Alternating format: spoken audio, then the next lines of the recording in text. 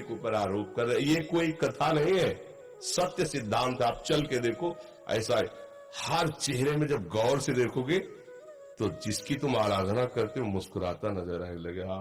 और जब वो गाली देता है, कोई निंदा करता है, तो उसको विनोद होता है, लगता है हाँ प्यारे कर लो, कुछ भी कर लो, लेकिन तुम ही हो। अब भूल भुलैया भी नहीं डाल सकते।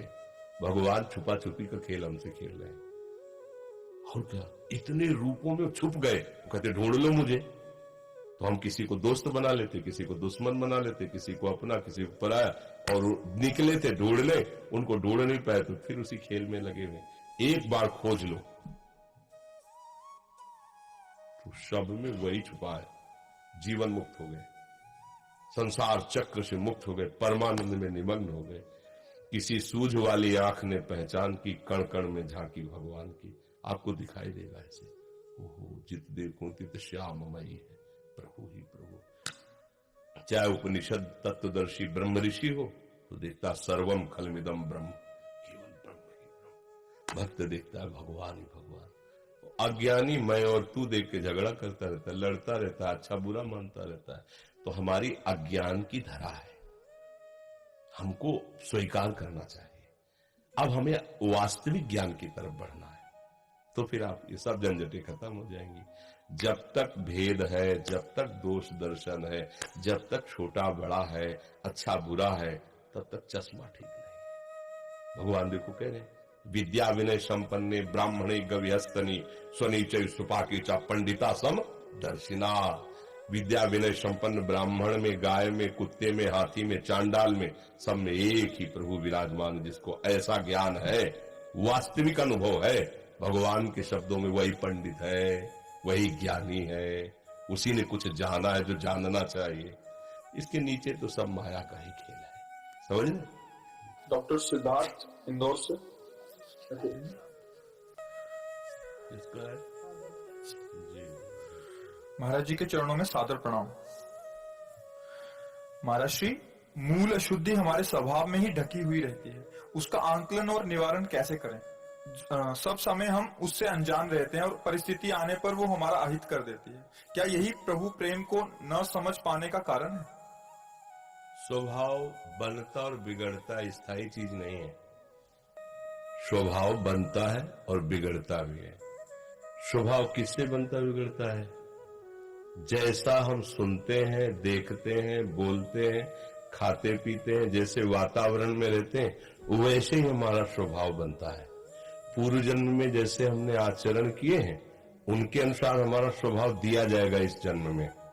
अब उस जन्म के स्वभाव को हम बदल भी सकते हैं। उसको हम बहुत बुरा बना सकते हैं और बहुत अच्छा बना सकते हैं। ये स्वतंत्रता है मनुष्य जीवन में, पशु जीवन में नहीं, और अन्य जीवन में कहीं नहीं। तो हमारा स्वभाव जो कारण देह से संबंध रखता है, और हमारा सूक्ष्म शरीर, उसे कारण देह कहते हैं, कारण शरीर। सूक्ष्म शरीर मन, बुद्धि, चित्त, अहंकार, और स्थूल शरीर 5 ज्ञानेंद्रियों और कर्मेंद्रियों के साथ ये जो ढांचा देख रहे हैं, प्रारंभ यहां से होता है। स्थूल शरीर से सूक्ष्म शरीर प्रभावित होता है।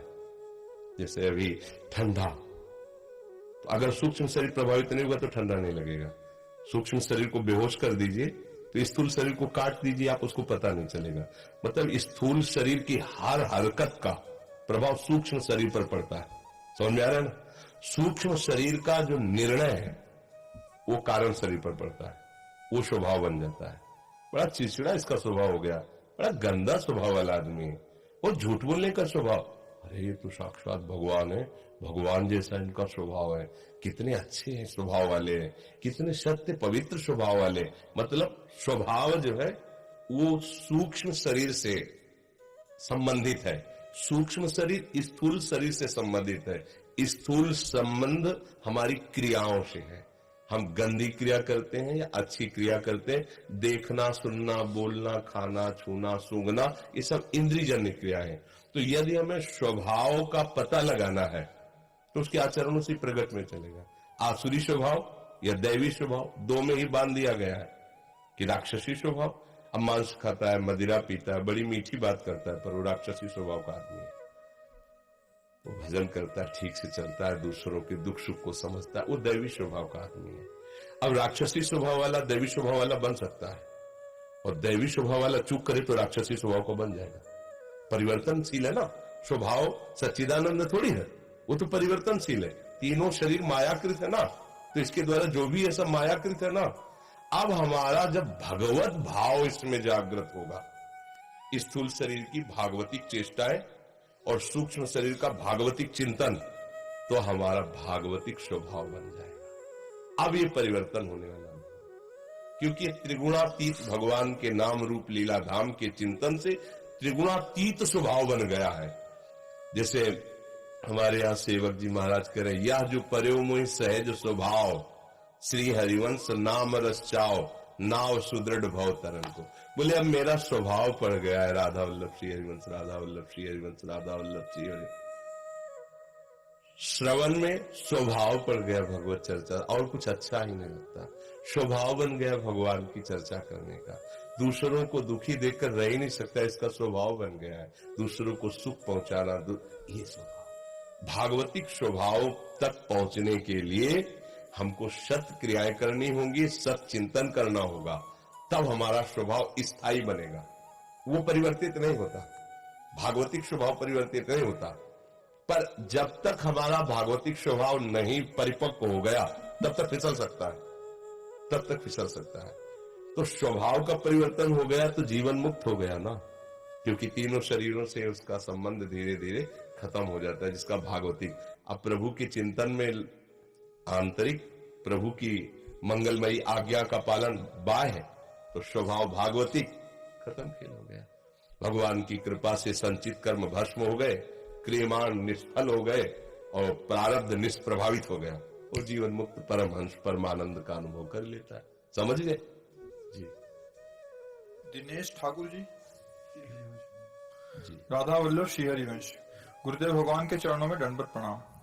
गुरुदेव, जब हम राधा नाम ऊंचे स्वर में जपते हैं तो कुछ देर बाद राधा नाम सिमरन मुख के अंदर ही चलता है और आवाज बाहर नहीं आती, और कुछ देर बाद नाम अंदर ही अंदर हृदय में चलने लगता है महाराज जी, और कानों में सुनाई देता है महाराज जी। तीनों स्थितियों में क्या क्या अंतर है महाराज जी?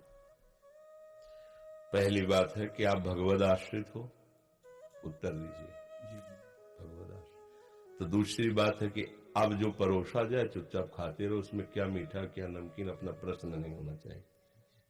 समझ रहे?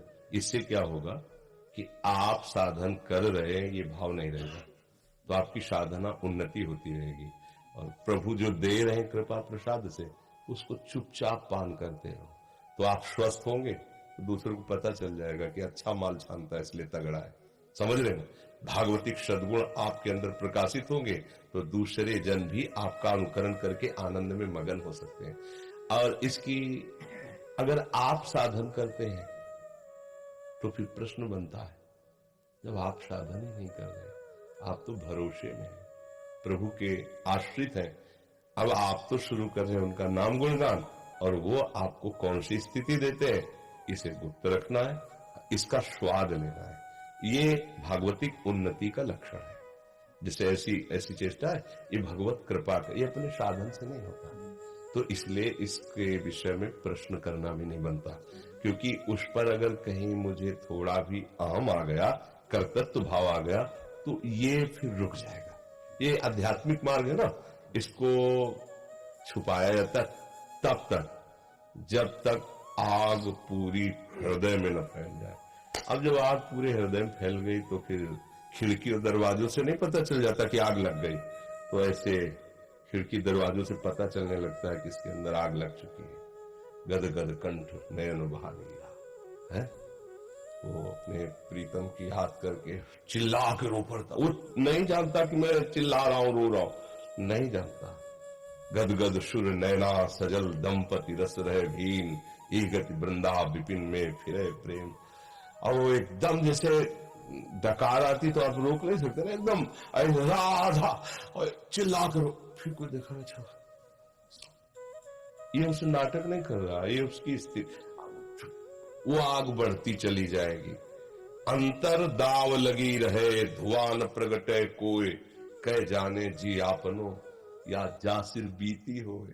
बस ये मार्ग जो है कृपा पात्र का जीवन कैसा होता है? ऐसा होता है, अंदर आग लगी रहे, अंदर वो स्वादन कर रहा है, कह जाने दिलापन, या तो जो वो देखते ही पता चल जाएगा कि अच्छा किसी को पता चले इसलिए हमारी भक्ति है क्या? हमारे मालिक को पता चले कि हम उनके एक दास हैं, इतनी बड़ी भीड़ में मुझे पहचान ली, बस खास बात यही है, और वो पहचान लिए है, इसीलिए सौभाग्य मिला है। ऐसे चलते हैं। पढ़ लो चाहे कहीं से, सिलेक्शन हुआ यहीं से, यूथ का